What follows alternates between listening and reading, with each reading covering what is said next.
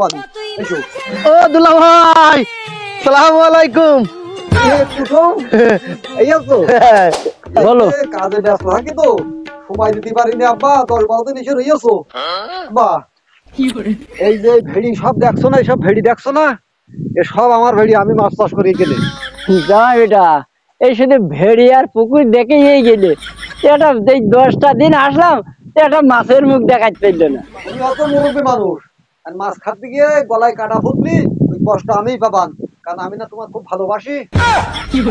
ও কিরম ভালোবাসা সে তো দেখতেই পাচ্ছি। তোর আব্বা সামনের দিকে চলেন, আরো কিছু দেখাই, আসেন আমার কি কি আছে, আসেন আমার সাথে। ও জামাই বেটা, আমি আর হাঁটতে পারছি না, আমার আর মারার জন্য।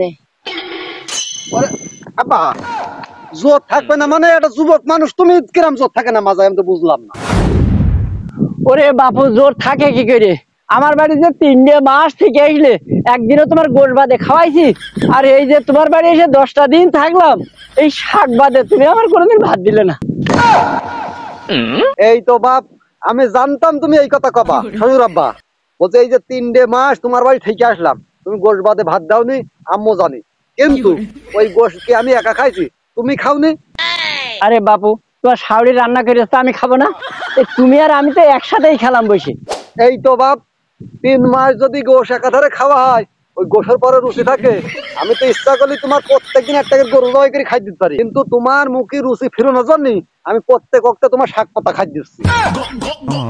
যাক বাবা, আমার ভুল হয়েছে, তোমার ওই গোশ কিনতে হবে না, আমি ওই শাক দিচ্ছি, এই ভালো। চলো বাবা, চলো। আব্বা বলছি এই যে ভেড়ির কান্দা দিয়ে সব কলা বাগান লাগানো রয়েছে, প্রত্যেক মাসে বাপ 1 লক্ষ টাকার কলা বিক্রি হয়। শুধু গল্প, শুধু গল্প।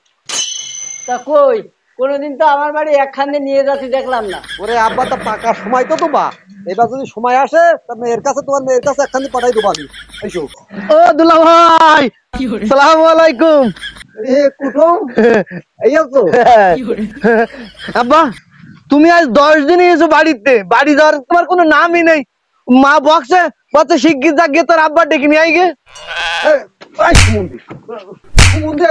তুই আরো 1 সপ্তাহ আগে আসিস নি আব্বার নিতে, তুই বাড়ি এত কি কাজ করিস সারাদিন, তো বেকার ঘুরে ঘুরে বেড়াস তুই। ও ওরে আল্লাহ, তা মা যদি না বলে তো আমি আসবো কি করে? ওরে বাপ, আমার এই ছোট্ট বাচ্চাটার নাম মেরে তুমি তো আমার ডাইরেক্ট বলতে পারতে, বাবা তুমি চলে যাবে, কিন্তু ও আমি চলে যেতাম। যা খাতি দিয়েছ, ও থাকাচ্ছে না থাকাই ভালো। শ্বশুর আব্বা, এই তুমি যে এইবারটা এই জামাইয়ের নামে বদনাম দিচ্ছ। ওরে জামাই বেটা, বদনাম না, এটা আমি লিগাল কথাই বলছি। ওই শুধু মেয়ে দিয়েছি বলে তোর ঘরে, নাইলে আমি শাক পাতালি খাওয়ার লোক না।